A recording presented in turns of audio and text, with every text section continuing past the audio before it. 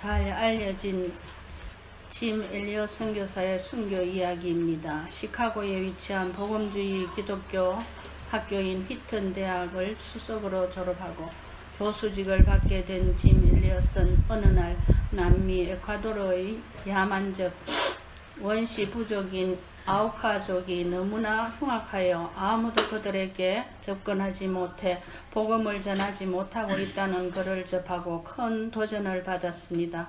그리고는 자기 자신이 아우카족에게로 들어가 복음을 전하기로 결심했습니다. 짐 엘리엇과 4명의 선교사들은 헬리콥터를 타고 에콰도르 동쪽에 있는 구라라이 강가에 착륙했습니다. 그러나 그들은 그곳에 들어간 후 몇 달간 소식이 끊어졌습니다. 마침내 그들을 찾기 위한 수색대가 편성되었고 그곳을 수색한 결과 그들은 참혹하게 창과 도끼에 찢겨져 죽임을 당하였다는 것을 알게 되었습니다. 당시 사진 잡지 라이프지는 복음만 한마디 전하지 못하고 원주민들에게 의해 29세의 나이로 살해된 짐 엘리엇과 동료 선교사들의 죽음과 유품 사진을 크게 보도했고 온 세계는 경악을 금치 못했습니다. 충격을 감당하기 어려워 깊은 애도의 기간을 가짐과 동시에 이 무슨 불필요한 낭비인가, 그리고 이 얼마나 심각한 인적 물적 낭비인가라는 논의가 진행되었습니다. 상당히 많은 사람들은 젊은 선교사들의 순교에 충격을 받고 무모한 사역 도전에 회의적인 반응을 보였습니다. 그 사건 이후로 많은 젊은이들이 선교의 진로를 바꾸기도 했습니다. 그러나 그의 어린 아내 엘리자베스는 남편 엘리엇이 평소 남긴 글을 보여주면서 반복하여 말했습니다. 원하지 않는 일이 일어나면 그것은 낭비입니다. 그러나 제 남편은 꿈을 이루었습니다. 감히 그가 이룬 꿈을 낭비라 하지 말아 주십시오.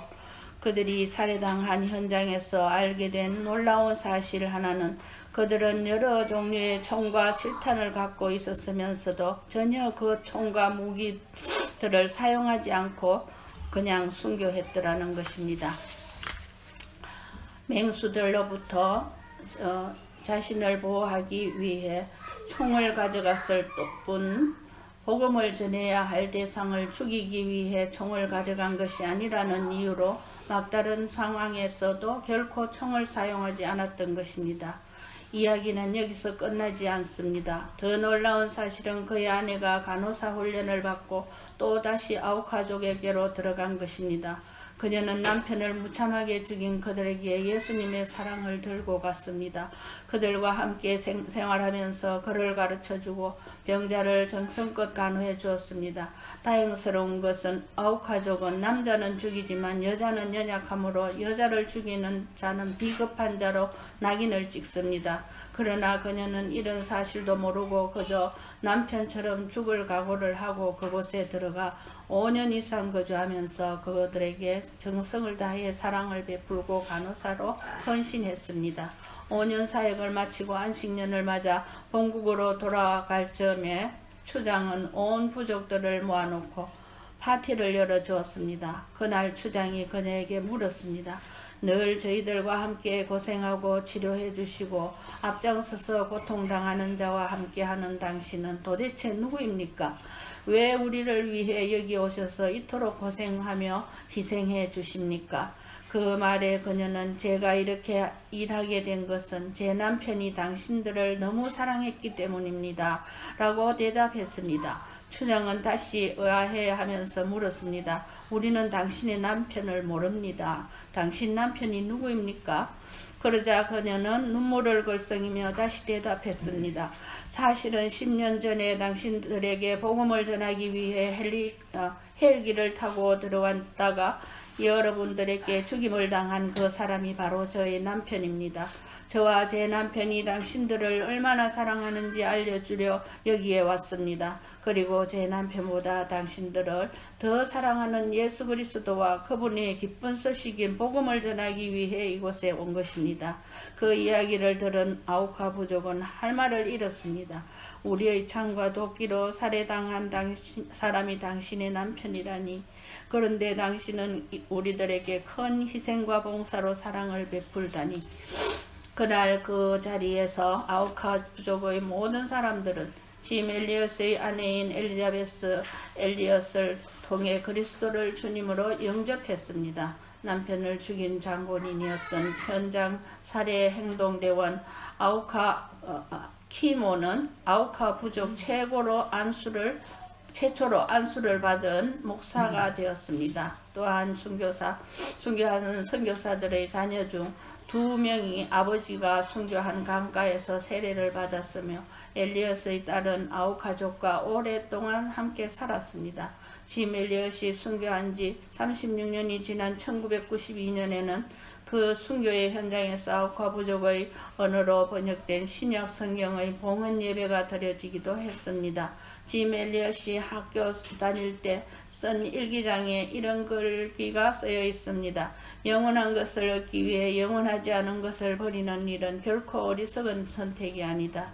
만약 짐 엘리엇이 창을 들고 달려드는 원주민들을 향해 총을 쏘았더라면 아우카족에게 이렇게 놀라운 생명의 구원의 역사가 일어났을까요? 총으로 목숨은 건졌을지 모르지만 아마도 살인을 자책하며 평생을 살아야 했을는지도 모릅니다. 세상의 눈에는 이들의 죽음이야말로 가장 헛되어 보일 수 있지만 그들의 희생으로 얻은 복음의 열매는 얼마나 큰지요.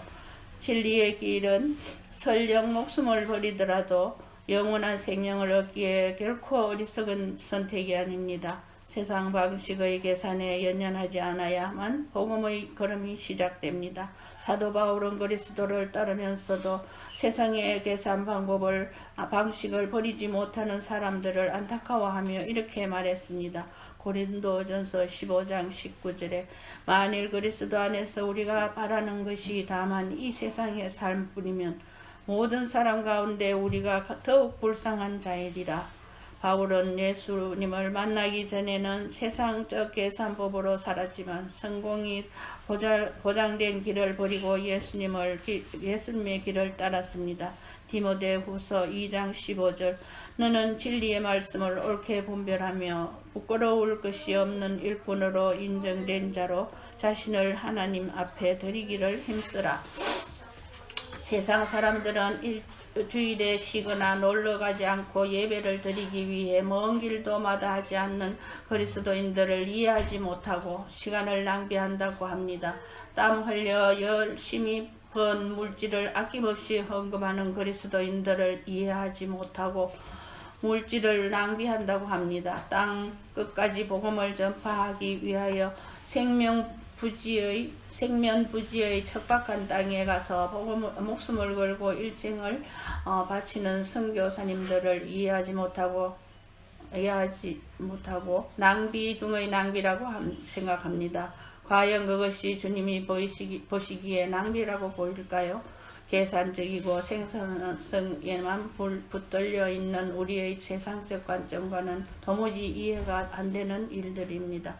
주님의 관점에서는 가장 고귀하고 쓰임받는 거룩한 사랑입니다. 우리는 주님으로부터 너무나 많은 은혜와 복을 받았음에도 불구하고 주님께 드릴 때는 너무나 인색하게 계산을 하며 드립니다.